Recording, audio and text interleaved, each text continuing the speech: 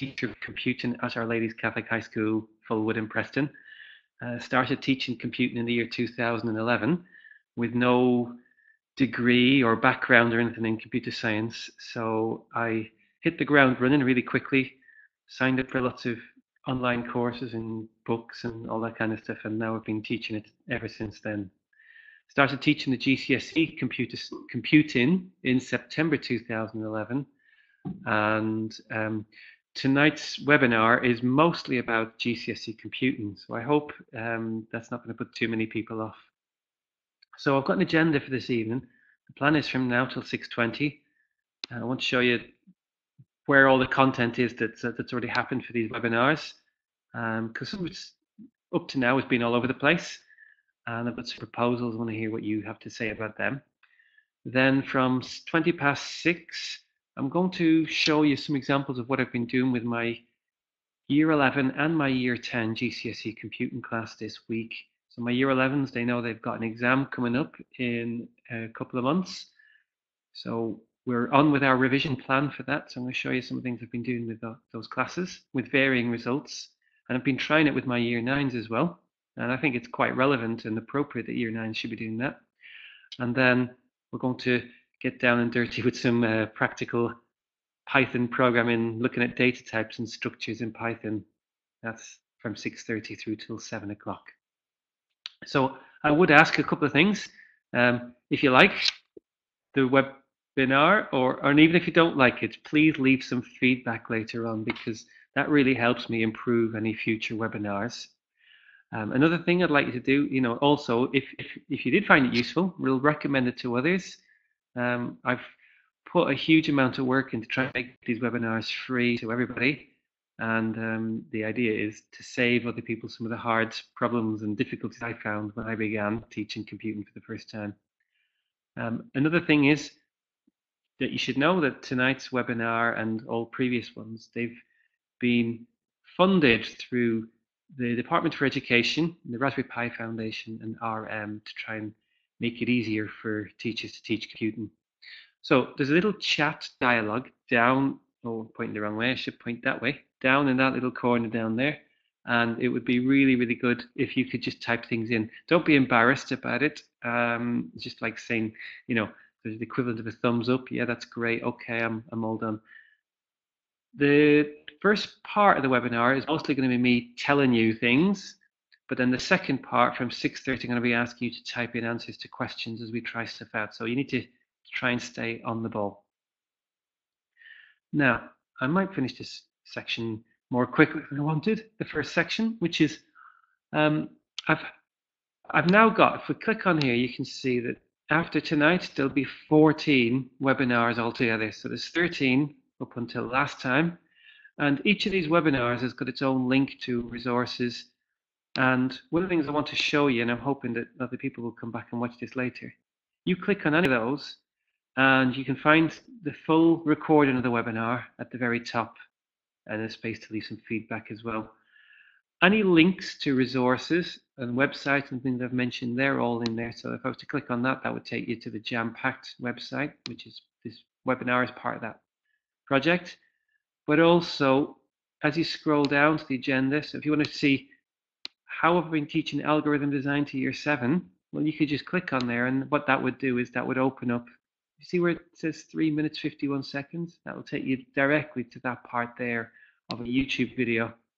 Some of the things I've been doing with my classes, I've taken photographs of. So that there would take you to some photographs, and I think that should say my Year 7 class notes.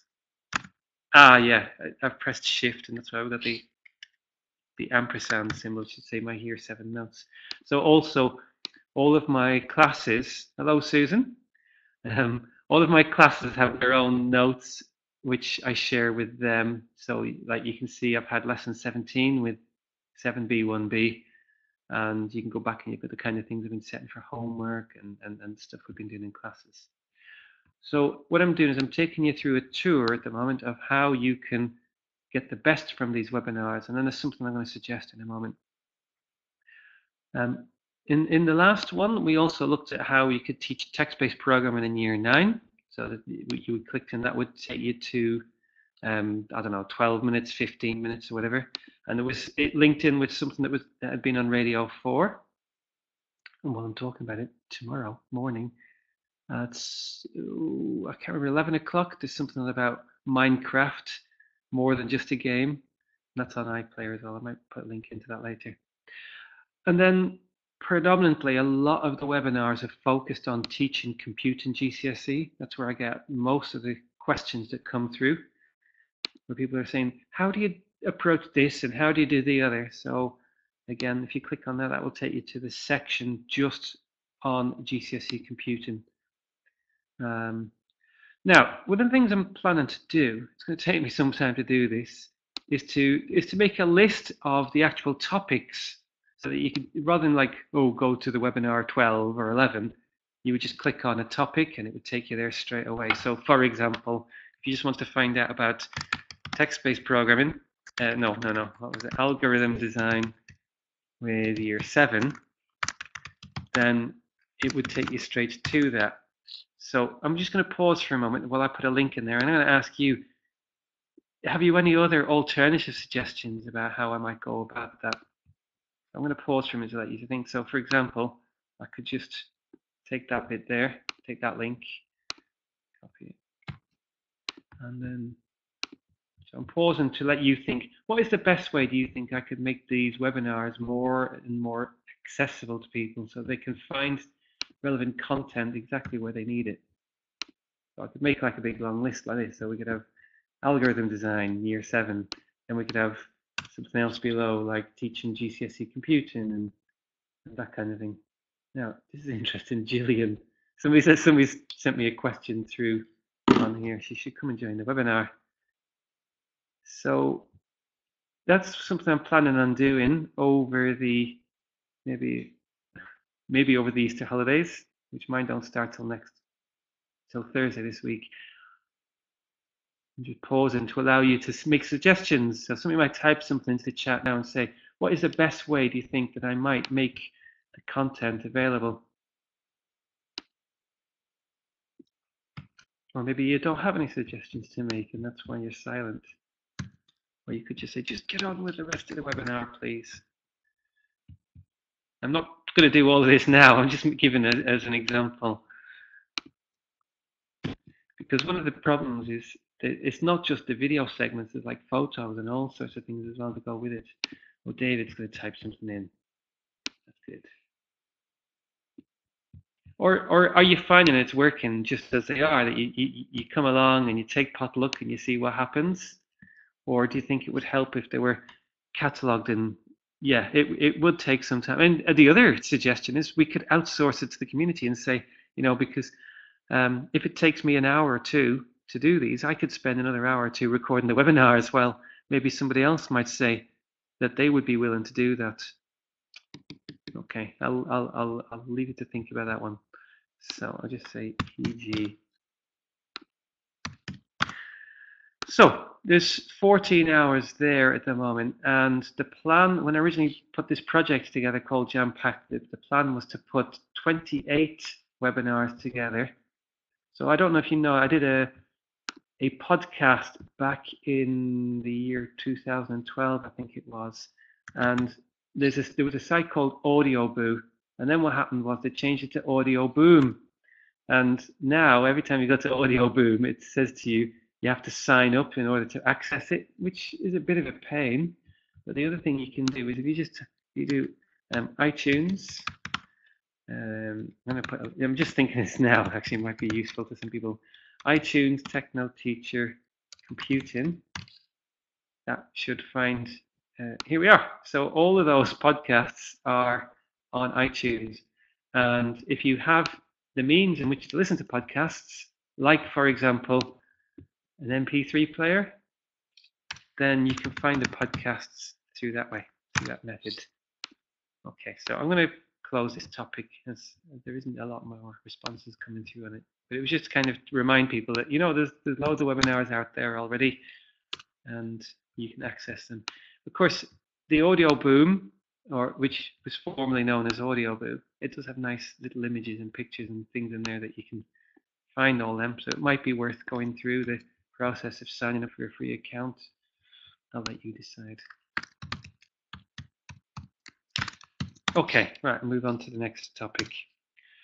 So 10 minutes early. Okay, so this topic here, I'm going to be looking at ways that I've been teaching or helping my classes prepare for GCSE exams, which are coming up.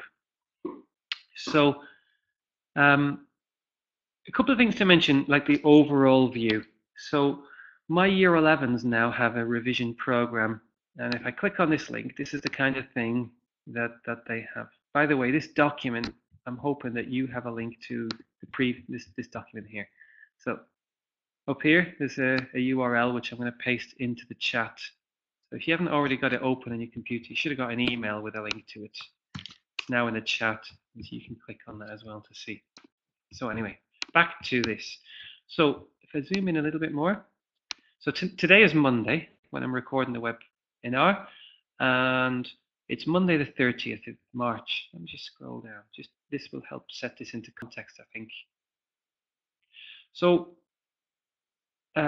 when I looked on this document earlier this evening, I noticed that there was a couple of people signed in. I think the view I'm on at the moment doesn't show me that. But my year 11s this evening, Monday the 30th of March, they should be working on 2 topics tonight as part of their revision. The CPU, the central processing unit, and memory. And the little O, that's for the letter orange, or the word orange, the letter O for orange, because I've provided them all with some orange books. So I've let them choose. We have these great big A4 orange books that are landscape. I just happen to have one here actually, I haven't planned. So they have these big orange books like this, or they have some little small ones that are almost like A6 or let's see, they're A6, they're not A5. And I'll let them choose this time and whether to have the great big book where they fill lots of things in or the smaller one. So tonight what they need to do is they need to be able to state the purpose of a CPU, describe the function of each CPU, cache memory, all of that. And in addition, to describe the difference between ROM and RAM, ROM in a computer system, and how it affects the performance of a computer. So that's what they have to be able to do. Now, I've provided them with a range of resources. So they all have a paper copy of the Susan Robson book. Now, I can go, because I'm logged into my documents, I can go and look at that, but you won't be able to because you'd have to have bought the book for your institution. So to access the book, let me just see what happens when I click on this. Yeah, this is what happens. You click on there and it says your pupil here, you click and you log into our Moodle and you can download an electronic copy of the book, but they also have a paper copy of the book. I'm just going to dash and grab a paper copy for a minute because I know I've got one in this cupboard over here. Recently bought the new copies. I don't know if you can hear me or not, but they're in a box and here I'm back. So this is the paper copy of the books that my year 11s have. So it's Susan Robson GCSE Computing, which is now published by PG Online. Okay, so but you don't have to use the paper copy of the book. Anyway, I've talked about this in previous webinars, so I don't need to go into too much detail on those at the moment. And the reason why I'm telling you all of this is because I'm going to tell you how I've been supporting the children in class. So there's the book, there's the MOOC. So for CPU tonight, if they click on this, this should take them to a section on the OCR Cambridge MOOC, and it would have told them a page reference, so 7 to 11 and 20. So they would need to go to number 7, purpose of a CPU, read through some of those, and some of them got videos. And up to number 11, CPU cores, here we are, and it was number 20 as well, cache memory. So I'm giving them index points to go to. However, maybe they don't want to use the book or the MOOC, and they'd rather look at BBC Bitesize instead. So you click on BBC Bitesize, and that takes you to the relevant resource. So CPU, memory, here's some little diagrams and some videos, and the page numbers for that one was 1 to 3, and another link for page 5. So they would need to go to the top. It says page 1 to 3 there. 1, 2, 3. And then a different link for page 5. And also on the BBC Bitesize one, there's a little test that they can do. There's one on the MOOC as well. Like what hardware defines a computer? Now, so far I've been talking to you about the things that my pupils do at home or that they're expected to do. And what I've been doing as well in my class is I've been monitoring their progress with that. So I'm going to bring up my class notes for that class. That's tinyurl.com. So tomorrow is Tuesday. And, oh, my video's frozen. It's back on. Okay. So tomorrow is Tuesday.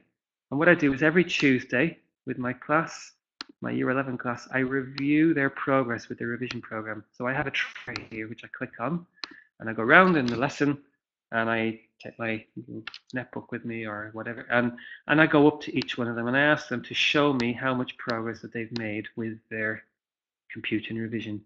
Now, you'll see the majority of the class, every week they've got green, which means that when I look at their orange book, that they're completing what I'm expecting them to do. And there are a couple who are not. And it's either because they're never in or they just don't see the point in the revision. But the point is I'm tracking whether they are or whether they're not doing it. And as an example, Roman, when I checked 2 weeks ago on the 17th of March, he'd completed part of it. So I said, well, what I'm going to do is I'm going to record this as orange. And if you can show me tomorrow that you've completed the work, then that can go back to green. So there may have been more oranges here, but they've gone to green since. And then I said, if you get a red, what happens in that lesson is we have a SIM system where we record if people don't do their homework. So the head of year can monitor all of that. But also I send a text message home to the parents saying, it would be really good if you could encourage Roman to do his revision, because at the moment he hasn't been, and that's why that's recorded as red. And the parents can access this as well, as can anybody else. So let's see what else. So that's what I'm doing at the moment in terms of tracking the revision. There was something else I left out, which was, if you scroll down, they also have to answer an exam paper. I'm going to run and get something again. To my little cupboard, which is in the classroom, is where I keep all my stock station. And I'm back in the room. Okay, so I've got all of the past papers, and I've printed out the past papers, but I've had small copies made, so they're reduced down to A5 instead of A4. So normally they'd be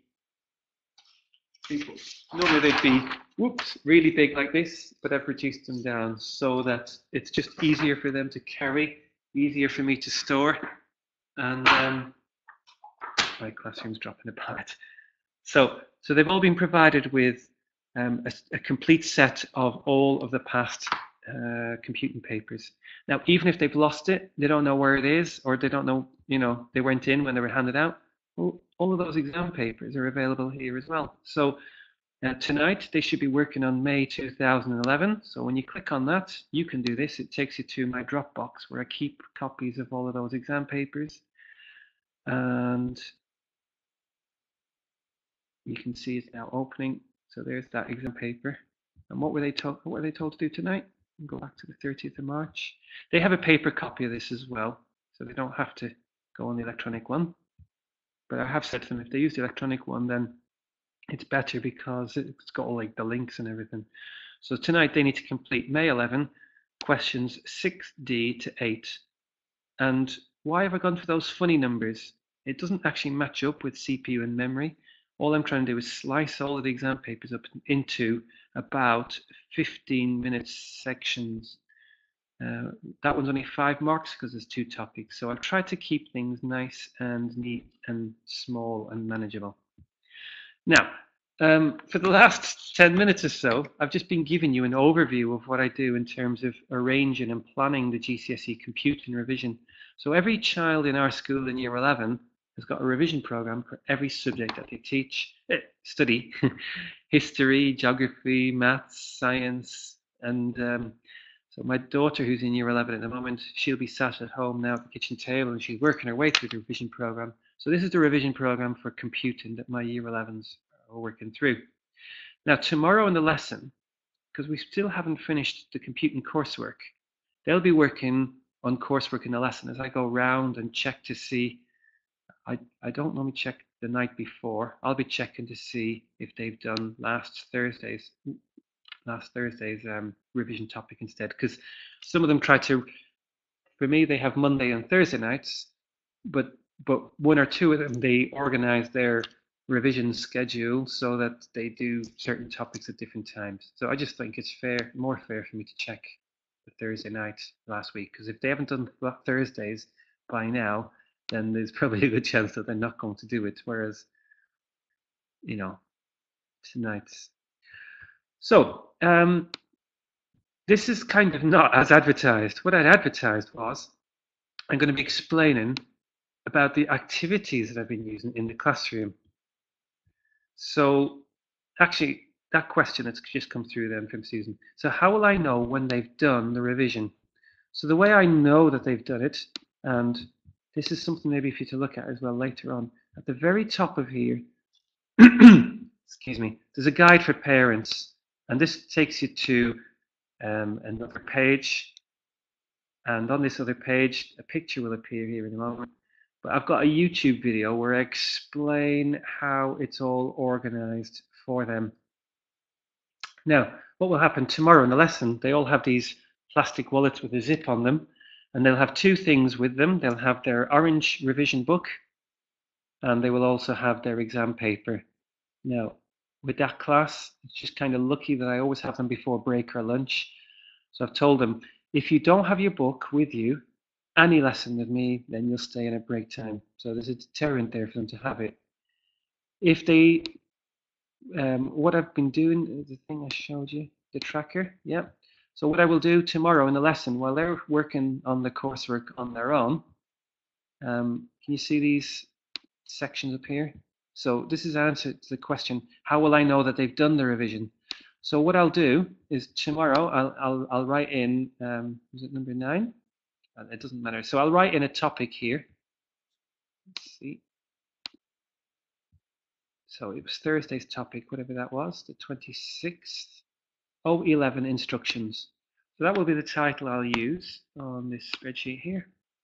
I'm doing a bit of tomorrow's preparation now. And I'll put tomorrow's date in. So it'll be the 31st of March, 15.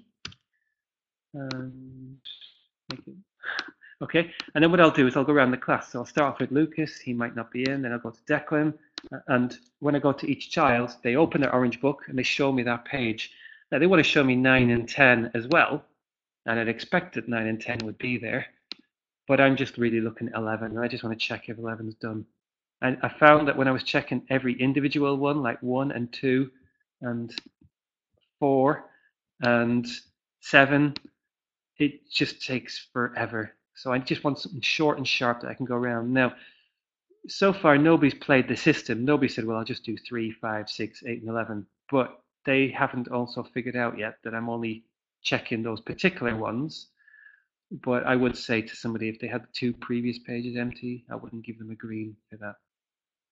So that's how I'm checking. And the exam paper May, so sorry, it was January 11. We finished that last week. Yeah, so we're on to May 11. So that exam paper will now be complete. Now, back to the webinar. So in the webinar, what I want to talk about now is 2 activities that I've used to support their revision in class. Now, so tomorrow I won't be doing any revision with them. I'll be going around with my laptop checking where they're up to while they work on their coursework. But then I'll have a lesson with them on Wednesday. And in Wednesday's lesson, I'm going to use one of these activities. So I want to show you the first one. So the first one is an activity called Quiz Trade. And the thing that made me smile about it was I had this idea and I wrote it on the back of an envelope just to prove there is actually a genuine envelope with the idea on the back of. And I've got some photos just to show you what the thing looks like. So you can access these photographs now yourself, but this will just help give an idea. We need to go full screen on these photos. So here we are. So this activity, I was a bit worried I might forget how to organize it, so I've written myself some instructions on the back. So in the envelope are these little question cards here. And these question cards, they're double-sided. So I've got one here. It says question 3, professional standards. I don't think the camera will be able to focus on that. And it asks 2 questions. So question 1, so I'm going to ask you a question now. So I'm going to model how I would use these. Okay, everybody? So this is to teachers at home in the webinar. Here's the question coming. Question 3, professional standards. Why is it important for teams of developers to work to common shared standards? So I'm going to pause while you type in your answer. So it's question 1. Why is it important for teams of developers to work to common shared standards? So I'm going to pause because I'd like to see some of you now actually typing things in the chat. So when I say some of you, I'm talking to Carol, Craig, David, Derek, Gloria, Jack, Marion, Rensk, Shirley, Susan.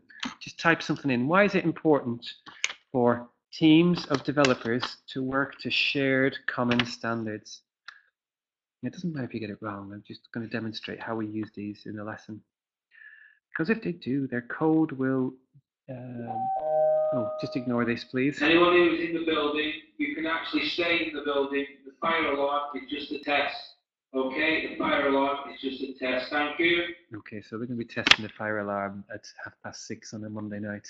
So, so we've got, because if they do not, their code would be almost impossible to review at a later date with any degree. Oh, David, I really like that answer. So Derek, you said all work to a common method to achieve a product that's consistent. Now, if you'd said the wrong answer or you weren't so far off it, then the answers are on the back of the question card. So what I would be doing now to you is I'm saying, well, yeah, you've got to think about like what would be like if everyone. So there's like clues on the back of this question card, and what would happen is the person who's asking the question uses the answers on the back to prompt the person to get the right response. So the children are working in pairs. So each partner has a question card. So that one's got Q3. This person's got Q1. Okay, so the two of them, they spend a few minutes quizzing each other on the different questions and then supporting each other with the answers. And then once they've done that, they swap the question cards over and then they swap partners. So the way I did it was we have in our room, they sit in pairs, left and right. So as I sit right now, the person on the right, you move to the next right position and so on. So they did this for about 20 minutes. And the odd thing for me was I was sat there thinking, right, what should I be doing now? Oh yeah, I'll go into the register. And really, they're all supporting themselves as they do the activity. Let me show you what some look like more closely. So here's another question. So you can show the person the question card. A computer is a device that can, and you have to fill in the blanks. And then on the back of the card, we have the answers there. So front and back.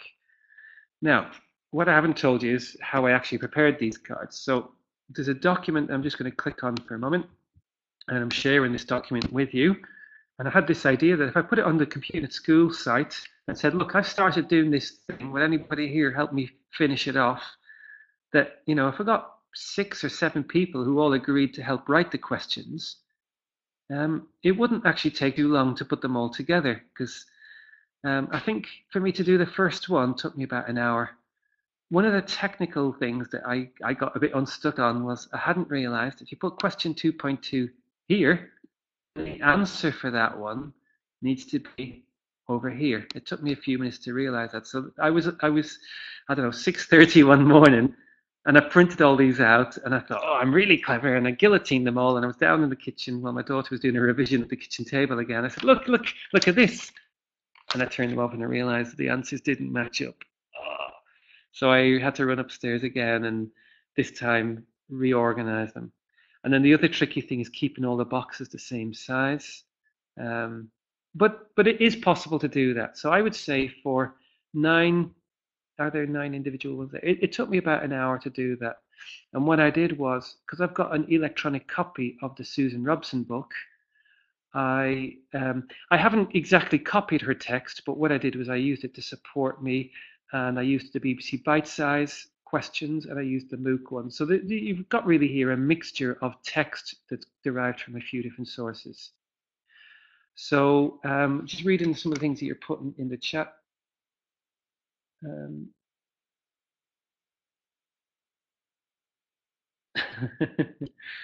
Okay, so it's something that I thought, well, yeah, a huge investment of time. And I suppose once I've created all of the questions and all of the topics, because as well, I'm keeping to the same topics that they're doing as part of their revision homeworks. So the two of them match up. So that was that activity. Now, a huge amount of time I spent on that. So I'm calling that one Quiz Trade after an activity that I've seen through somebody's named. Right, there's a particular type of approach to teaching things, and one of the activities they call Quiz Trade. So I've named it after that. Now, the other one was I observed a colleague of mine teaching earlier this week as part of his performance management, and I don't know if Carol's going to say no. Okay, and Kagan, that's it, John Kagan. So it's a Kagan cooperative learning task. Thank you, Carol. That's where the Quiz Trade idea has come from. So I'm observing my colleague teaching ICT, TSE ICT, and he used an activity that I quite liked. So I've modified it and adapted it slightly. And I tried it with my Year 11 class the following week. And now I'm going to describe how I tried this activity. So what I've done is I've extracted my class notes, so you don't have to read all of their class notes. This is just the notes that they had for that lesson. If you want to see, if you want to actually see all of them, give me a moment. tinyurl.com/11b computing. So that will take you to all of that class's notes that you can see. But it was just lesson 51 that we were looking at in particular. Okay, so back to lesson 51. Come on, browser. Right, so we're in lesson 51. So I said to them, okay, recently you've been looking at image representation and compression as part of your revision. So today we're going to try some activities on that.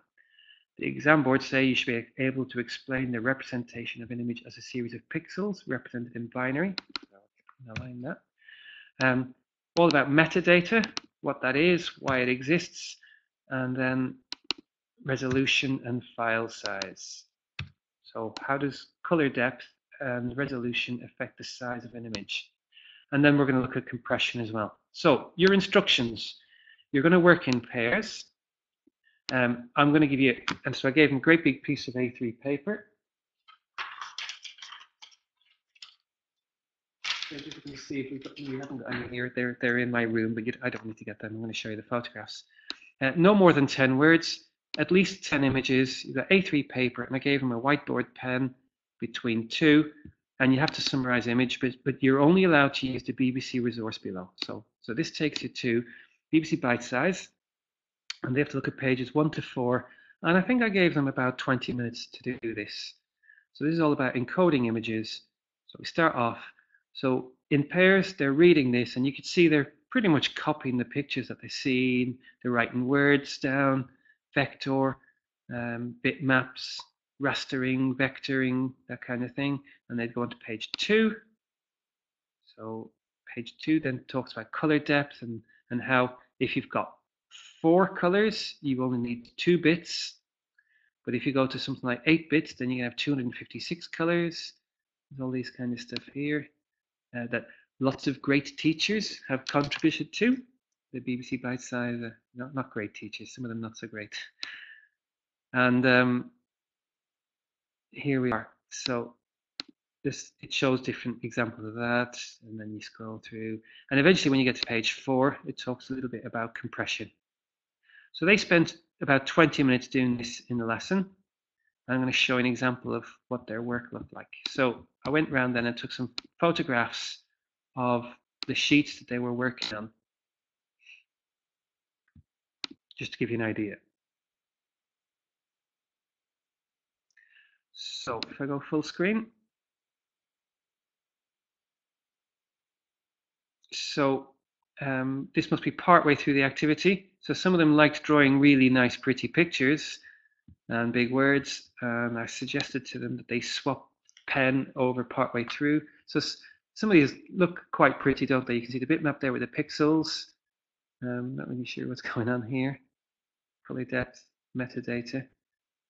And then, but they're just to give you an idea of the kind of things that they were doing. And there's the board pen.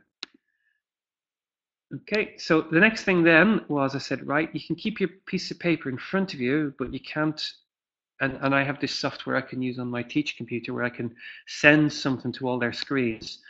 So this is what I sent to all of their screens. Okay, these photographs, I organized them before, but they've got jumbled up now. So this is a question from one of the exam papers. I forget which it actually says here. It's January 2012, question 5. So this was displayed on their screen. So I said, in your exercise books now, I want you to answer this question. Okay, I realize I'm going over time slightly. So they had to answer the question in their book without talking to anybody. And there's the other two parts of the question. And then I had the marks. Oh, there was some more questions. Compression. They had to recommend a certain type of compression, lossy or lossless. And then here's their answers in their books. They had to then pass their books over to their partner. And then we had the mark scheme up at the mark scheme on the board. We went through that together, and there they were. And then that actual activity that took 55 minutes in a 60-minute lesson, and I just kind of ran out of steam about 10 minutes before the end. And during that 10 minutes, I went around and I asked them, I said, how did you think of the two activities? You know, we've done this one today where you have to summarize things and do the other one. The overwhelming majority said they preferred the one where they had to read and draw and discuss with their partner. They said they preferred that one to the quiz trade one. Now, when we did quiz trade, we didn't actually answer any exam questions in that lesson, or did we? I can't remember now. So, but this was about half an hour. The other thing for me, the quiz trade one took me like an hour or more to prepare all of those, and I had to go back and print them again. Whereas the summarizing one, all of those notes and everything are already there. In fact, if you look at the document I was showing you earlier, which is somewhere here, all the reference materials are already there. So actually, a lot of that preparation has been done already.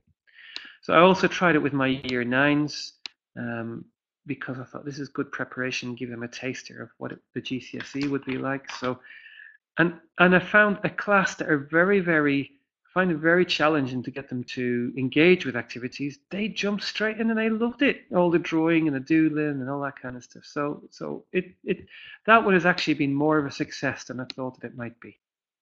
Now, look at what I've done. I've said 6:20 till 6:40, 6:30 till 7 p.m. So if I change this time here, oh look, we can move on to the next topic a little bit early.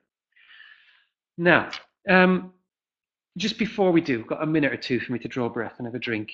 Is there anything to do with those activities that you want to ask or make suggestions? Please do. Type something into the chat.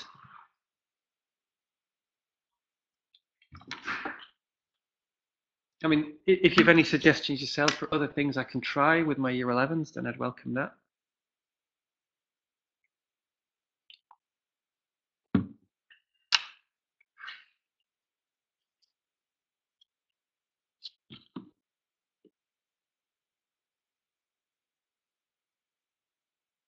Yeah, the bite size. So I was one of the team of writers that contributed to the bite size materials. It is pretty good. I do like, there's lots of other things in there that are not necessarily linked to GCSE, but are nice things to have in there. So Padlet, that's not something I've used. I'm guessing that you hello. Is it anything to do with using an iPad by any chance? Let's find out. Padlet. Or are you going to tell me some kind of software you can just write things in? Oh, okay. So Padlet. something I need to look at. I'll just put a link in the chat so other people can have a look at that. Paper planes. Ah, okay. Yeah, I remember that one. So write something in a paper plane, throw it across the room, and then add another fact. So I can see some of the classes I teach that would work quite well in others, like that year 11 group. Yeah, okay. So, okay, so I need to have a look at Padlet. I've heard of it, but I haven't used it. Okay, now, so we're going to move into the next section. Now, this is going to be more of a practical thing where I'm going to describe and talk about stuff, but at the same time, I'm going to ask you to answer questions for me. So, there's someone I'm going to mention called Gillian, and over Facebook, she's been asking me for some support with a GCSE computing coursework assignment, and I've been quite happy to help her with that. And one of the things I said I would do is we would look at data structures in Python. So the lady I've just mentioned has a software development background, but not within Python, and the children in her class are using Python. So I'm going to do a little bit of a refresher, first of all, about what I'm talking about, data structures and data types. ThingLink, okay, there's another one to look at as well. So I have idle open somewhere on my computer. I just need to find it. Here it is. And if I can resize my window. I'm in the shell at the moment, and you can ignore all that stuff that's up there already. So I just clicked on another app on my computer I don't want. So just clear the shell. So this is, in fact, let me just close the shell altogether. Start this again. Okay. Quit idle. And then start again. Okay, so if I move my window over here, so I'm on my MacBook at the moment, and I'm using version 3.3.2. Now, I can create a variable in Python. And I can call it A, and I can set a value and say that A is equal to 1 and B is equal to 2.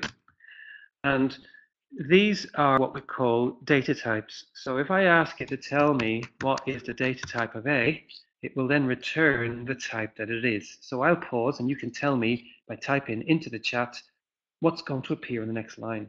So I've asked it, I've used the type function, and I'm asking it, what data type is it? Let me see if I can get a quick message to Jill and see.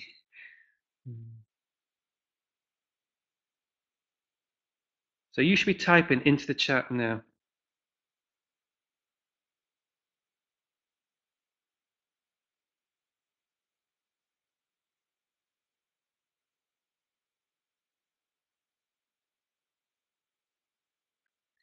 So you said integer.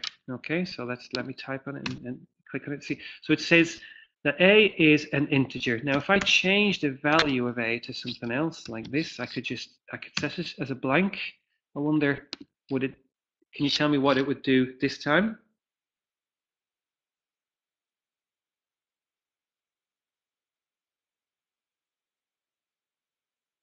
Okay, so we think it's going to say string, so I'll press enter.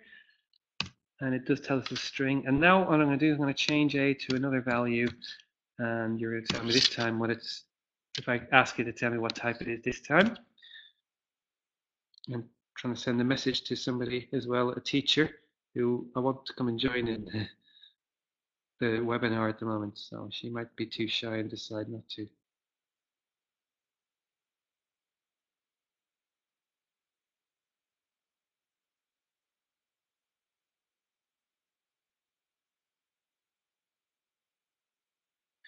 Okay, so now we've got DBL, float. So float is short for a floating point. And here's another thing I say, A equals 1. Now this will do something interesting when I press enter. It will return something for me. It will say something back. Ah, so Renska says it will say false. You're not far off, because what I did, a bit of a trick one, that one, because A is 1.0. So if you ask if it's equal to 1.0, it will tell you that it's true, but it's also equal to 1. Yeah, I can see where you're coming from, that you would think that it would do that. If I say A is not equal to 1, then it returns false. So I can also say that A is now true. And if I ask it to tell me what the type of A is now, then it comes back and tells me it's a bool, which is a Boolean. Okay. Now, these are all known as data types. So I could actually have A equals 1, B equals 2, C equals 3, D equals 4.0, and E equals true. Now what I've got there is, I don't know why I did that with B actually. I've got there 1, 2, 3, 4 different data types. Now, the next thing we're going to look at in a moment is data structures. If you're really not getting data types, then you just need to go back and look at one of the previous webinars, because we did a little bit of time on this where we said, like, what if you could add A plus A together? Could you divide it by B? Yes, you can. What about A plus E? Can we add them together? Well, no, we. Oh, yes, we can actually, thinking about it logically, because E is true, but the binary state of E is 1. So you could actually add. You know, I didn't really realize I was going to do that. You can add them together because their binary value is 1, whereas false is equal to 0. So if you say false plus 0, we should get 0. Yeah, that's something I haven't thought of. Anyway, they're data types. What we really want to look at now are data structures. So I'm going to create a data structure in Python, and I'm going to use what's called a list. So the first thing I'm going to do with my list is I'm just going to put some number values in my list. Okay, and notice I'm using square brackets and I left out a punctuation symbol. Okay, so what I'm now going to do is I'm now going to make A equal to this list of data here. Okay, and I've just spotted there's a slight lag between me doing things and you seeing them on your screen. So now I press enter, and if I ask it to return the value of A, it's just going to return that list back to me. So now I'm going to ask it to return a value from the list, and what I want you to do is I'd like you to predict and tell me what will happen on the next line. I'm going to resize my window, which I think will make it just a little easier for me to see what I'm doing, and scroll down. Okay, so lots of you are typing in, and if you were in my class now, might be asking you to discuss it with your partner, and then I'd say, now, Susan, you said 1. David, you said 2. Hands up, those people who agree with Susan, and then Shirley puts her hand up. Those people who agree with David that it's 2, and they put their hand up. And I'll say, now, well, I'm not sure that both of you can be right. So, David, why do you think it's 2? So David would then say, sir, because you've told it to return the first index, which is 2. And Shirley might go, oh. I'll say, oh, okay, and Susan, do you want to change your mind? And Susan might say, no, because the first value in the list is 1. Okay, Shirley, but have you forgotten something about how computers count? No, I haven't forgotten, sir. So, okay, let's see. And then Susan goes, oh, it's 2. So then the next question could be, well, what if I wanted to return the number 1 from that list? What would I need to type in?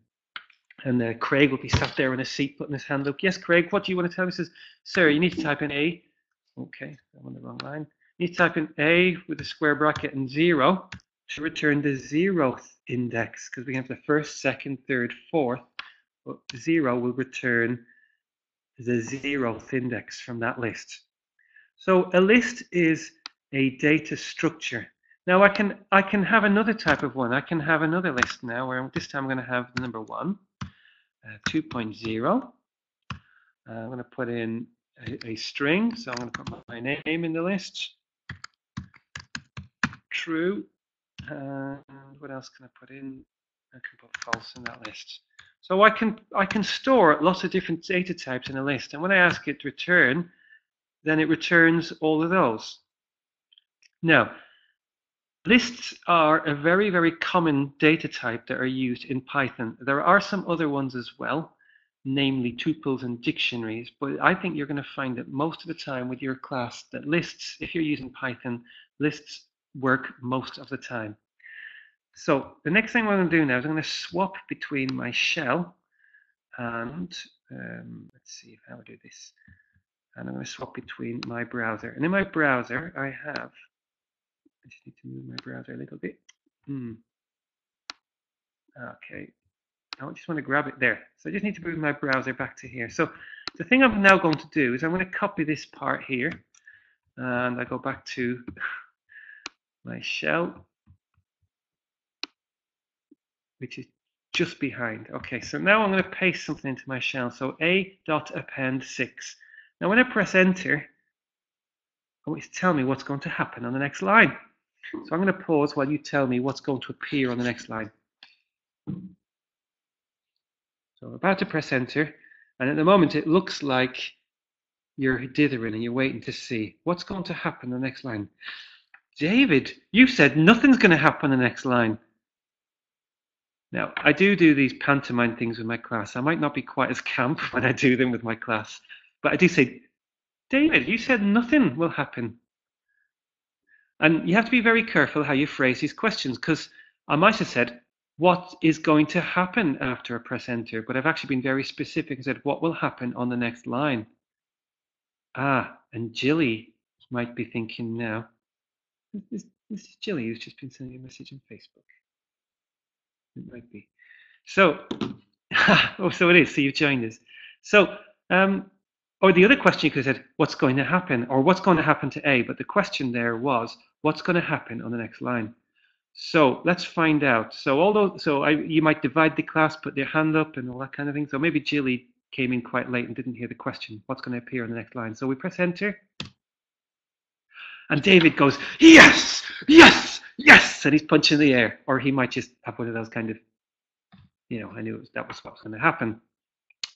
So the next thing I'm now going to say is now this time I'm going to type in A and I'm going to press enter. And I could say, Jilly, what's going to happen on the next line? And Jilly might say, oh, sir, it's going to say 1, 2, 3, 4, 5, and 6 is going to be on the end. And so people are going to scratch their heads. I might ask Jilly to explain why. And then somebody else who's a clever clogs might put their hand up and say, oh, Jilly forgot the square brackets, sir. So so David's the clever clogs who wants to show that. Now, when you're using lists, there's all kind of functions that you can pass to your list. So watch, I'm going to go for another one now. So this time I'm going to do in fact, I could do the same thing this time. So this time I'm going to, oh, what have I done? I've clicked on something. Oh dear, have I crashed idle? No, I haven't. So this time what I'm going to do is I'm going to append something else to the list. I'm going to add another value, and you should be able to tell me this time when I type in A, what's going to happen to my list when I press enter. Okay, I could wait for a while to see, but I think most of you are going to predict that it's going to be 6 values, which are numbers, and then there's going to be another value on the end, which is true. Okay. Now, the thing about a list is there are different data types, and when you scroll down here, data structures, and if you want to know a little bit more about data structures, good old BBC Bitesize comes to the rescue. And I know this because I know somebody who wrote it, called Alan. And when you read through there, it explains about how there are different data structures. So you can have dynamic and mutable, ones that can move and ones that can't. And you can listen to good old Steve Ferber talks about why that's important. And as you go through, you will find stacks, arrays, and they're all mentioned in there. And there's like photographs and examples showing. So you could set some of this and use some of this as homework or work in class. You could use that activity that I described before. Okay, so anyway, back to where we were. So one of the things I'm now going to start doing is I'm going to start treating my list as though it's a stack. So if I go back to my Python shell, one of the things I'm going to do now is I have a list, which I'm now going to call a stack. And in fact, do you know what? It might be easier if I just say now I'm going to make my stack. I'm going to call it stack equals A. So if I say stack, you see what's happened? So now I'm going to call this stack, just because it's a stack. Now, if you had a pile of pancakes, 3 pancakes, what you're going to think about is that's how a stack works. Each time you add a pancake on, it's on the top. So true is on the top of my pile at the moment. Now, what I'm going to do next is I'm going to pop from my list, which is actually a stack.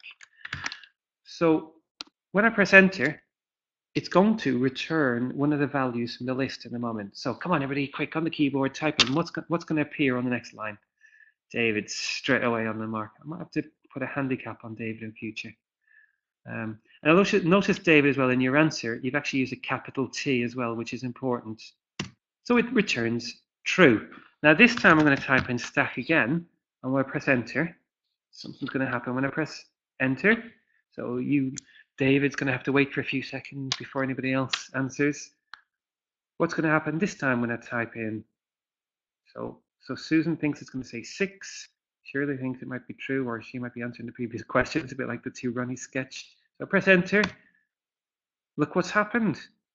So each time that you pop, what it does is it removes didn't mean to do that. It removes a value from the list, which is a stack. I've just called it a stack. So if I pop it again, and I could keep popping and popping and popping, and eventually, when I've popped a certain number of times till I can't pop anymore,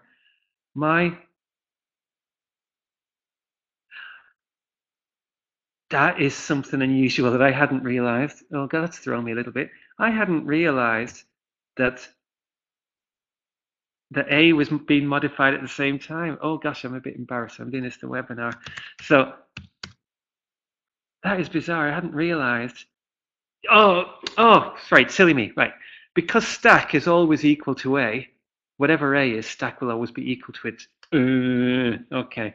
So stack is dynamic. It changes as A changes. That was a silly boy. I thought it might have been fixed. Anyway, so it doesn't really matter now whether I use A or stack. It's always going to do the same thing. So if I pop it like this, it will pop 4 from the list, and then if I stack pop, it pops 3, and then whether I return A or stack, I'm going to get the same value. Okay, right.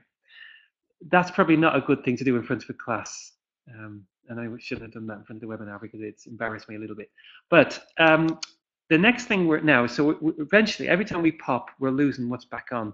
We can start to add pancakes back onto our stack or our pop. So you're just going to type into the chat, what would I need to do now if I want to add more pancakes to the stack? I'm pausing while you type that in, and I'm looking at the time. There's some other functions we haven't looked yet. Okay, so David straight in there. Yeah, so that's what we would do. We wouldn't do that. We would append whatever value we wanted. So we could type in a large value like that, and every time we do that, it's going to append a value onto our list. And now when I return our list, which we're treating as a stack, all of those are in there. So there are lots of other functions that you can apply to your stack. What do you think this one might do?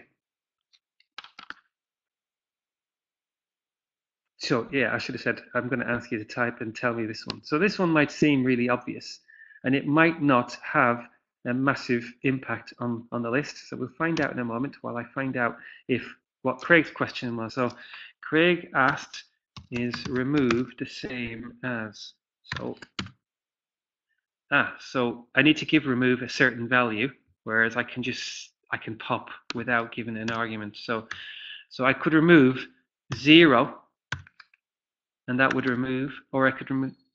So that's where we're starting to treat our stack differently. So that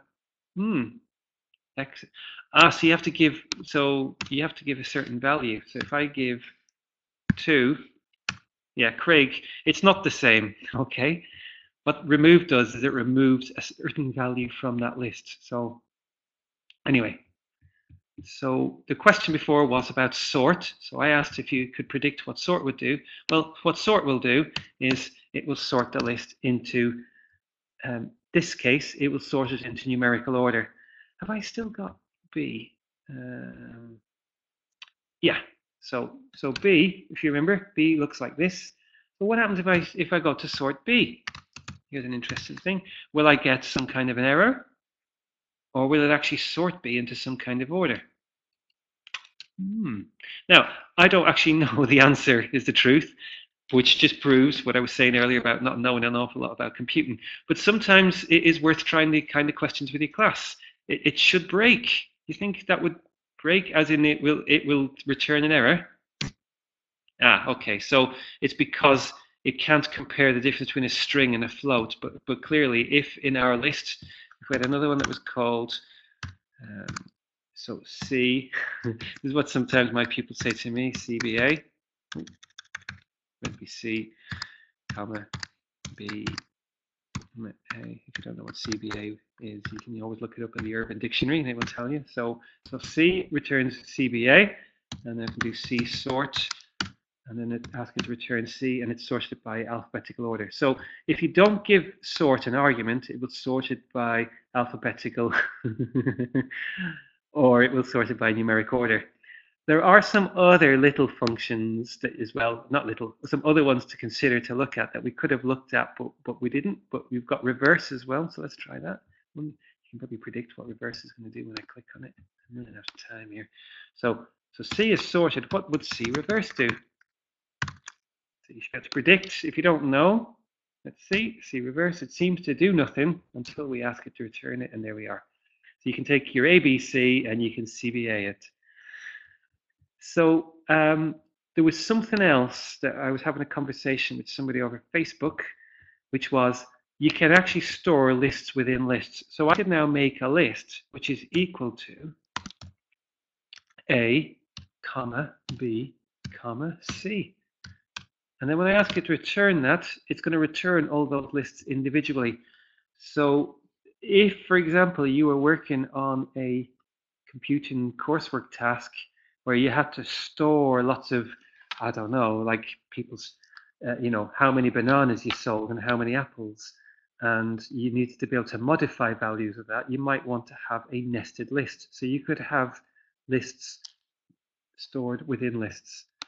One of the other things which is interesting, you can use this pop left function, and then you can swap your stack into a queue. So do you remember before we had A? And A has got 4 pancakes. It's got 3 really big ones. So I can pop my list, and it will return the last entered value. So if I now A append, and I give it the number 56, that pancake 56 is now on the top. So now the next thing I'm going to do is I'm going to pop left. So sometimes what you want to do is like a queue. You want the person who is first in the queue to get out of the queue first. So what have I done? Okay, I tested this earlier. What have I done wrong? Oh, okay. So should have done the homework on that. I tested that earlier. Why did that? I think I'm gonna have to delete that bit from the recording. Put it into the outtakes. There is a way of removing the very first value from the list, and now I'm going to have to go away and do some homework. Anyway, there are lots of other things you can try here, which are in this document here.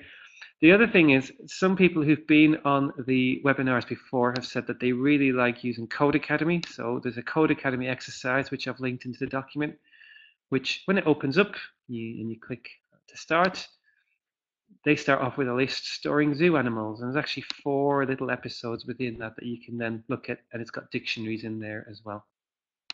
I've also included some link to the Python documentation, which is always a good place to start at, and you'll then see it gives you examples.